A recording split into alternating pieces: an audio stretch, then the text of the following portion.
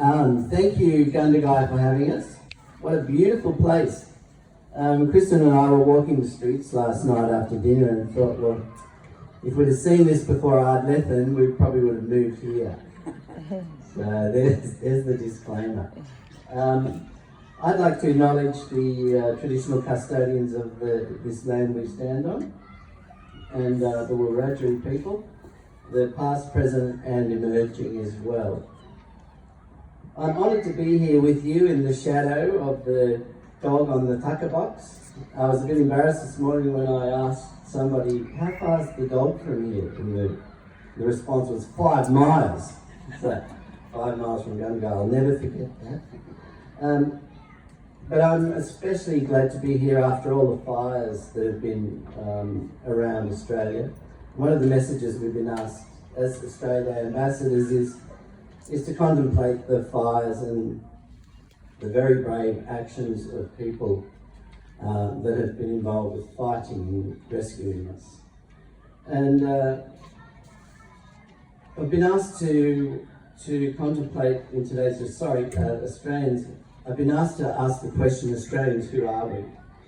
Well, from what I've seen over the last few months, we're a country of brave, volunteering, generous, helpful people. People who look out for and after their mates.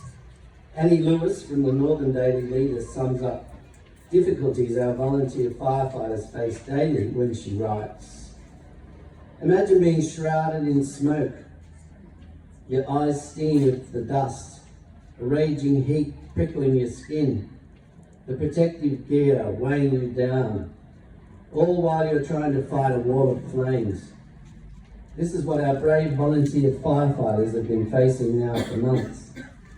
They are brave, and they have a brave heart and spirit. Who are we?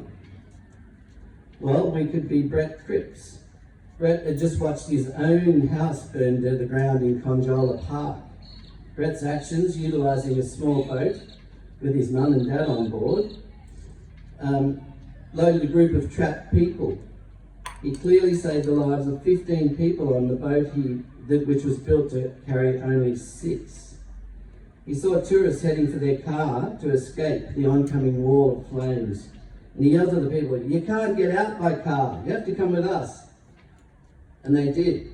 Had they gone by car, they would have been surrounded by flames and incinerated for sure. Volunteers are doing the hard yards, protecting Australia in this latest threat from Mother Nature with the power to unleash imaginable horror. The volunteers in recent weeks have been at the fire front constantly. They miss Christmas, they miss birthdays, they miss New Year, and some are probably missing today's Australia Day celebration. If not for the volunteers, we could lose a lot more of Australia to fire, floods and other catastrophes. Giving one's own time to protect the lives and properties of complete strangers is brave and selfless. Some of the people who do this, like in my village in Ardlethan, are battlers themselves. I can mention 2 locals who are always out there protecting the lives and properties of strangers. Steve in his 50s, lives with Edith. They have kids, they have grandkids, they have a life that has had them battling their own personal wars. Steve's surviving cancer, but is still volunteering. Edith in her 50s suffers epilepsy and has in the past couple of years managed to achieve her green P's, which means finally, and in her 50s, she can drive by herself, and she's still volunteering. They're always manning the sausage sizzles at markets and local events to raise funds for their local RFS station. The levels of care from community volunteers is not only at the firewall or the floodplain, it's the hundreds of men and women behind the scenes, like with your care packages and in the kitchens, supporting those brave fighters. This sharing is what makes us Australian. Today there are 15,269 towns and suburbs in Australia, all sitting here doing their Australia Day thing. Most of those towns are volunteers, RFS, Meals on Wheels, People Transport for the Elderly, national parks, and we even have them in art galleries. Imagine life without these amazing humans with such open hearts and generosity of spirit. To me, they all deserve an Australia Day award. Probably a little bit more important than some old painter. And today on Australia Day, we salute our local volunteers, our local heroes, sports people, and our new Australians. Welcome, new Australians. Recently, in your own area, around January 10th, fire threatened, and I excuse my pronunciation of this, Tumlong. Yeah. It was described by Deputy Captain of the Cootamundra RFS, Gil Kelly, as a wall of flames hitting us and an ember attack like rain. Imagine having to work with that. That fire jumped the Snowy Mountains Highway in many places. One of those places was right in front of Captain Gill and his volunteer team. They could see only a couple of metres in front of themselves, and the roar of the fire was unbelievable. And the wind, well, it just wanted to knock them down and beat them. But they fought back. Your local crew, along with 48 other trucks working in the area, not only escaped hell on earth with their lives and equipment in tow, they also ensured not one property was lost in that fight. Brilliant. Some would say this outcome was unbelievable. I see it as a measure of our volunteers' determination, tenacity of purpose, great training, and pure guts to take on the devil itself. If I had a beer in my hand right now, I'd be raising it to all you guys and girls. But I don't, so maybe later we can share a beer. But right now, I'd like to say, on behalf of your community and our community and all communities of Australia, thank you. Thank you for your astounding work. There you go. That's a bit about what Australia's about. And I love it. Aussies can't sit by and watch their mates, or even people that aren't their mates, suffer. I love our country, and I love the people of our country. You guys are the greatest. And today, on Australia Day, I tell you who you are. You are the people celebrating this amazing country. And you are the reason this country is so amazing. It seems though there are a few ups and downs, and boy, when I look at the world of politics on social media, I am so glad that I am an artist, that's for sure. Being an artist is the reason that I was awarded my Australia Day award back in 2010. In those days, I was running 4 galleries. I curated with 36 exhibitions per year, so it was a pretty heavy schedule. 3 of the galleries were in Sydney, and one which shared a huge space with a drive-through bottle shop, where the wallet opener is, if you get my drift, was the Grand Hotel in Wyong. In those days, Wyong was suffering low income, low employment, high drug use. Not a good combination for growth. With my gallery there, and you know, you've got to sort of pinch yourself now and then, but with my gallery there having community, I engaged the community in openings and had lots of artistic events. It seemed to initiate a change, an artistic renaissance of sorts, where the local council actually committed $28 million to build a purpose-built, world-class theatre and art gallery. I was on that. If you want to see the place that they built, look up the Art House, Wyong, and you'll see this magnificent thing. All came from having these funny little galleries in the back of pubs and things. Through that, I became renowned for bringing art back to the people, with my way of getting art out of cube galleries, and that was getting out of normal galleries into vibrant spaces, which at the time were pubs, cafes, and also I used to do this thing where I would have art exhibitions that moved through the town.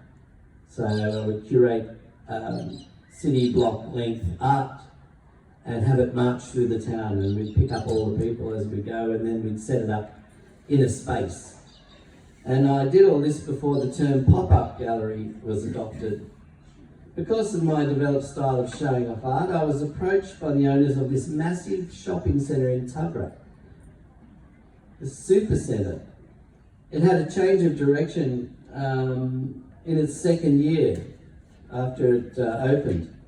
And it was moving from fashion outlet to white goods outlet. So what happened was, all the fashion people got out of their lease and left. So they were left with 20 plus shops. And so everyone was just leaving the place. It was like a fire was in there. So when they asked me if I could put some art in a couple of the shops, I said, oh, I could fill this place. And I was being a bit naughty. But anyway, I took it on. And I negotiated free rent leases for artists, which they would move into the shops and they wouldn't have to pay rent or electricity.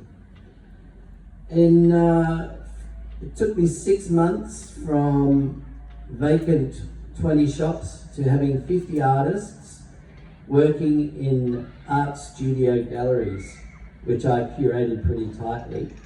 And it created this atmosphere of art and these like avenues of art. It was wonderful.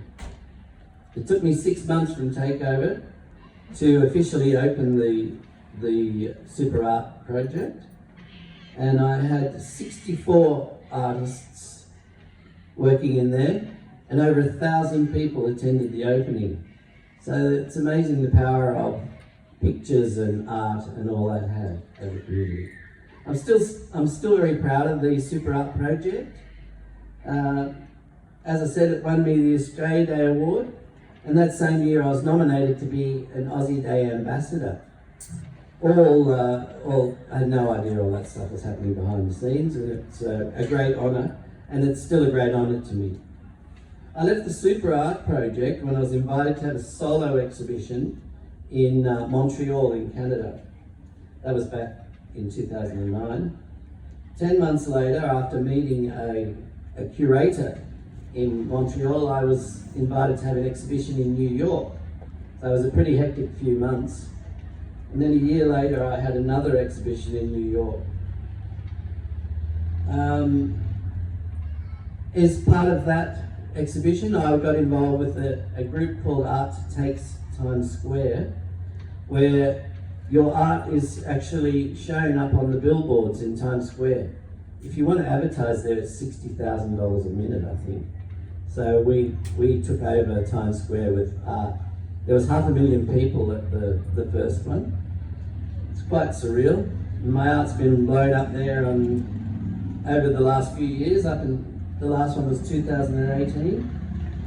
In 2014, I won an artist residency in Beijing, culminating in an exhibition there with Redgate Gallery. So Gundagai, today I celebrate my 10th anniversary as a very proud and dedicated Australia Day Ambassador. And thank you for being part of my personal milestone. You don't need to give me any presents. A few years ago, my wife Kristen and I decided we wanted to give a tree change a go. So after 18 months of looking and lots of rural town visits, and we were driving in and out of Newcastle, we chose the riverina town of Ardlethan. And as I said earlier, had I come here first, it would have been here, okay? We're very happy living in the village. We've been there for 2 years now. Over those last 2 years, I've curated 2 large exhibitions in the Memorial Hall. And in May 2020, that's this year, I'll be curating and hanging the 2nd annual Ardlethan Art Prize. And it has 2 sections, an open section, so if you're an artist and you want to get in on it, you can paint anything from your dog to your grandpa, your buildings, whatever. That's the open section. And this year we're having a section called the Working Sheep section, which will be judged by 5 farmers' wives. Because last year, in the inaugural Ardlethan Art Prize, we had a Kelpie section, and 33 Kelpies were painted, and 5 farmers came and judged the working dog Kelpie section, which was really quite funny because they were down on their haunches looking at the way the dogs were set up, and the working dog won. what that's about is raising funds for our museum in Ardlethan that the council's graciously given us $250,000 to start off with. I have a space in tomorrow, if any of you are over that way, that I share with a milliner. And I go and paint in the shop there on Fridays, Saturdays, and depending on Saturday night, Sundays. So if you're ever over there, drop in and say, hey, I'm from Gundagai. So that's my lot. I'm very honoured to be here with you, as I said, especially in these trying times. There's been a lot of over Christmas and people saying, oh, I don't feel happy, I don't feel happy. Well, maybe today we can turn on our happy gland. So in closing, I'd like to thank the Mayor, Ab, McAllister, councillors, and for their generous hospitality, looking after Kristen and I last night. It was wonderful. We had dinner over there. The Australia Day Committee, New South Wales Government for their sponsorship, Helen Castles for inside knowledge. Thank you, Helen. All these sponsors, and most of all, I want to thank you amazing Australians gathered here today on Australia Day. Happy Australia Day, Gundagai, and let's use 2020 to focus on making Australia even better, if that's possible. Happy Australia Day. Thank you for having me.